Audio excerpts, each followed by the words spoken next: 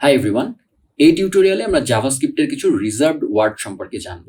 Reserved word বলতে কি বোঝায়? যেমন ধরেন যে ওয়ার্ডগুলো জাভাস্ক্রিপ্ট নিজে ইউজ করে, আমরা সেই ওয়ার্ডগুলোকে নিজেদের কোনো ভ্যারিয়েবল বা ফাংশনের নামে ব্যবহার করতে পারবো না। যেমন ফাংশন শব্দটা একটা কিওয়ার্ড, আমরা কোনো ভ্যারিয়েবলের নাম দিতে পারবো না ফাংশন। যেমন ধরেন লেট একটা জাভাস্ক্রিপ্টের একটা কিওয়ার্ড, সো আপনি এই লেট নামে কোনো ভ্যারিয়েবল তৈরি করতে পারবেন না। সো এরকম অসংখ্য রিজার্ভড ওয়ার্ড আছে জাভাস্ক্রিপ্টে, সেগুলোরই একটা লিস্ট এখানে দেওয়া হয়েছে। সিম্পল ব্যাপার।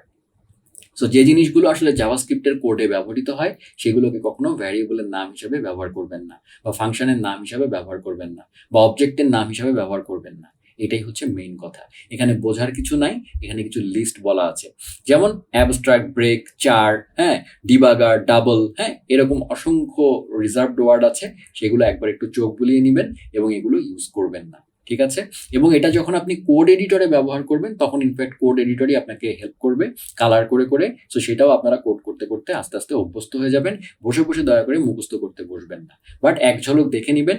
যেমন স্বাভাবিকভাবে ধরেন আপনি টাইপ অফ নিশ্চয়ই কোনো ভ্যারিয়েবলের নাম দিবেন না, আপনি ট্রাই নিশ্চয়ই কোনো ভ্যারিয়েবলের নাম দিবেন না, আপনি থ্রো নিশ্চয়ই কোনো ভ্যারিয়েবলের নাম দিবেন না, কারণ এগুলো কোডে ব্যবহৃত হয়, ঠিক আছে? আচ্ছা, এখানে একটা কথা বলা আছে যে words marked with an asterisk are now in ECMAScript are new in ECMAScript 5 and 6। Like এই যে যেমন ধরেন ক্লাস, এই ক্লাস কিওয়ার্ডটা কিন্তু ES6 থেকে, মানে ECMAScript 6 থেকে 2015 জাভাস্ক্রিপ্ট ভার্সন থেকে ক্লাস নামে একটা কিওয়ার্ড এসছে। তার আগে কিন্তু ক্লাস নামে একটা ভ্যারিয়েবল ডিফাইন করা যেত, ঠিক আছে?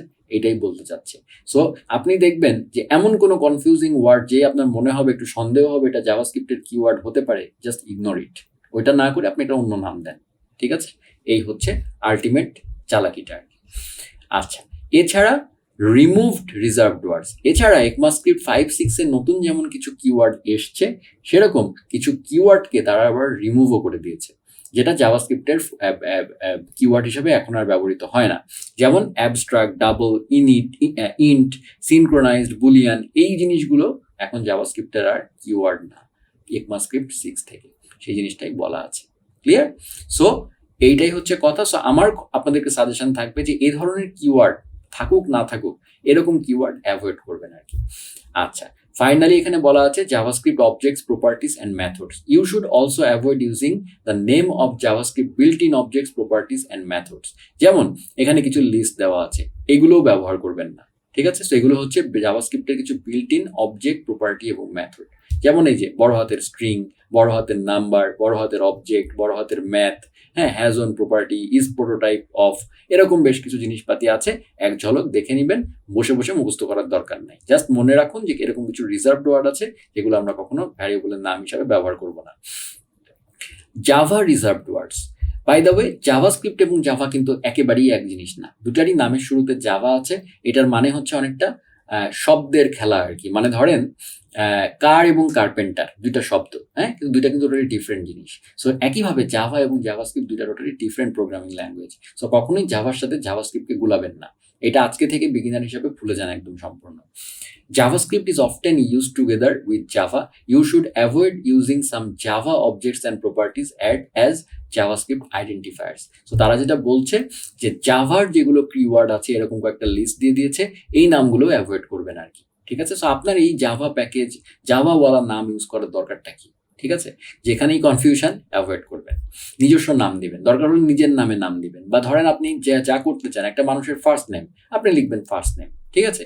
আপনি অন্য কিছু লিখবেন না আর কি, আপনি সেই ফার্স্ট নেমকে জাভা লিখবেন না দয়া করে, এই হচ্ছে কথা। এছাড়া আদার রিজার্ভড ওয়ার্ডস এর মধ্যে তারা আরো কিছু আদার রিজার্ভড ওয়ার্ডস এখানে লিস্ট করে দিয়েছে। আচ্ছা, এছাড়া HTML ইভেন্ট হ্যান্ডলার, এই ইভেন্ট হ্যান্ডলার সম্পর্কে কিন্তু আমরা অলরেডি আলোচনা করেছি আমাদের এই সিরিজে।